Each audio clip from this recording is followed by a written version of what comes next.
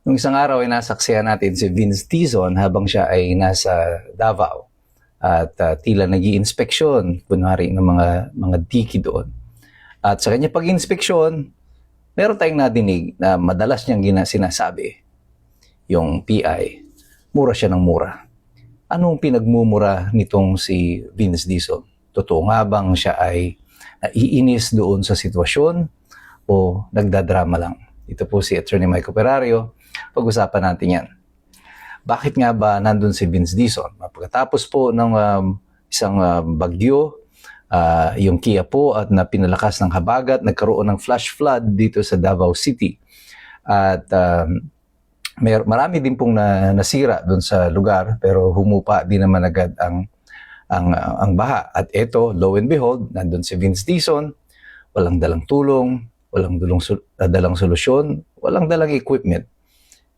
Inspection lang. At sa kanyang inspeksyon, kunyari ang kanyang palabas doon, tingin ko ito ay palabas, ay mura siya ng mura. No? Parang nag-aala style digong.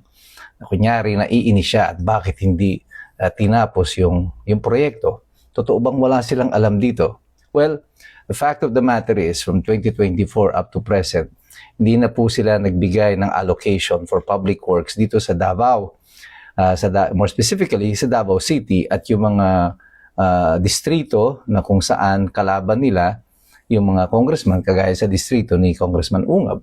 Si Congressman Irice, nagsasalita, napanood ko recently lang, taga Caloocan, na despite of the fact na inilapit niya kay Vince Dizon na bumaba doon sa kanilang lugar, ang di umano, sabi ni Irice, ay may pasubali sa kanya na bibigyan siya ng proyekto pero dapat gawin niya kung ano yung gusto ng administrasyon.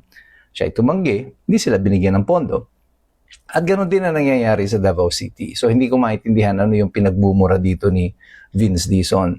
Sabihin niya hindi natapos ang project. Paano mo tatapusin yung project? Paano mo i-implement yung master plan diyan sa Davao City na matagal nang ibinigay sa inyo? Kung hindi naman niyo ito bibigyan ng pondo. Tapos ngayon, sila ay mura ng mura na tila ba may pakialam talaga sila doon sa Davao City. Well, apparently, hindi yan nakakatakas sa mata ng mga observers, lalo na ng mga taga Davao, lalo na yung mga iskumbro sa buong Pilipinas, na alam naman namin na may drama na naman nagaganap doon. Si Vince Dizon, nung panahon ni President Digong, ay hindi naman po ganyan magsalita. He was supposed to be a technocrat. Pa-English nga po yan, ano? Nung hindi pa siya masyadong bulol nung panahon na yon.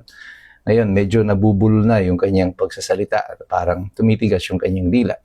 Nung panahon na yon, he is a respected technocrat. Kilala siya sa pagiging mahusay na administrador. As a matter of fact, siya yung nag-head ng BCDA nung panahon ng SEA Games. Kaya maganda nga ito na suggestion nila na buksan ang investigasyon dyan sa SEA Games. Tignan nga natin kung meron niyang mali doon sa pag-implementa ng mga project dyan. At baka mapamura na naman itong si Vince Dizon pag nabuksan yung mga, kung totoo na meron mga kapalpakan dyan sa SEA Games. So, itong mga senador na gusto na buksan yan, itong investigasyon, di umano dito sa mga kapalpakan sa Clark, doon sa implementasyon ng SEA Games. Well, I hope you do. Pero balik tayo dito sa pagmumura na ito sa Davao City. Bakit mayroong ganitong mga eksena? Bakit paulit-ulit itong ginagawa ni Vince Dizon? Well, apparently, this is part of the show. Sa aking tingin, ito ay bahagi lamang ng optics na kanilang ginagawa para wag masisi doon sa kung anong nangyari doon sa Davao. Sabihin nila na nandito nga kami, nag-inspection nga kami, nagmumura nga ako, nagagalit nga ako doon sa sitwasyon. Nagagalit ka nga pero wala ka naman dalang solusyon. Aanin ng tao yung pagmumura mo dyan, nangyari na yan dahil nga pinabayaan.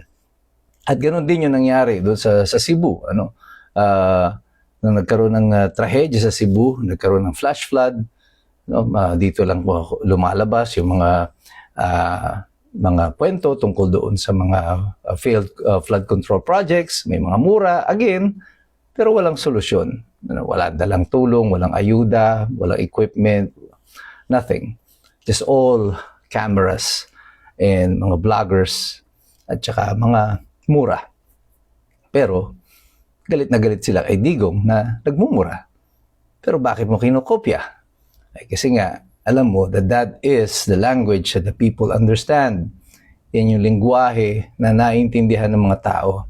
Pero sa ginagawa nyo po na yan, alam nyo, sa totoo lang, gusto na ko na rin kayong murahin. Ano?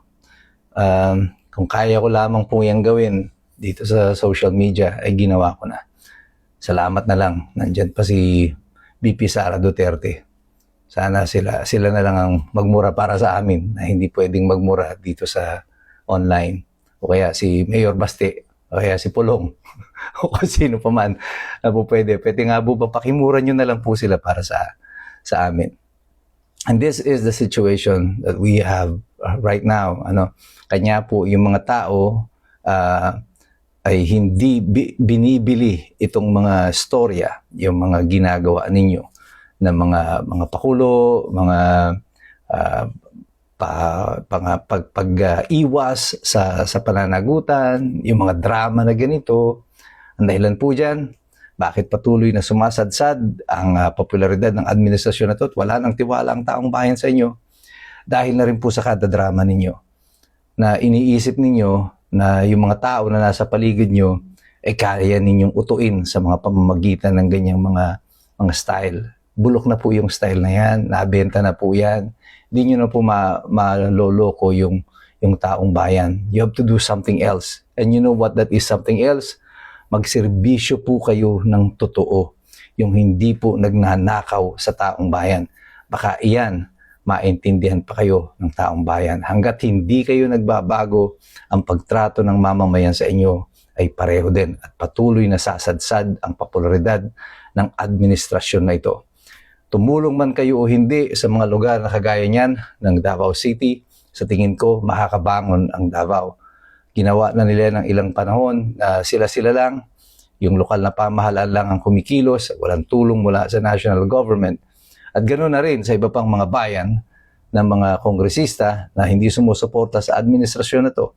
Sigurado ako, all of us will be left to our devices, yung mga ordinaryong mga mamamayan. Kaya tayong lahat, patuloy po tayo na magtulungan. Na iangat natin ang ating mga sarili, ang kapwa natin, tulungan natin ang bawat isa. Kasi mukhang wala tayong maasahan sa pamahalaan natin sa mga panahong kagaya nito. Pero tayong lahat, tayong mga iskumbro, tayong mga tunay na naninindigan para sa ating bayan, patuloy po tayo sa ating pakikialam, sa ating pagmamasid at sa ating pag-aaral. Kasi alam nating lahat, mahirap makialam ng taong walang alam. God bless you. God bless us all. Mabuhay ang Republika ng Pilipinas. We are the resistance. Mabuhay ang Davao City.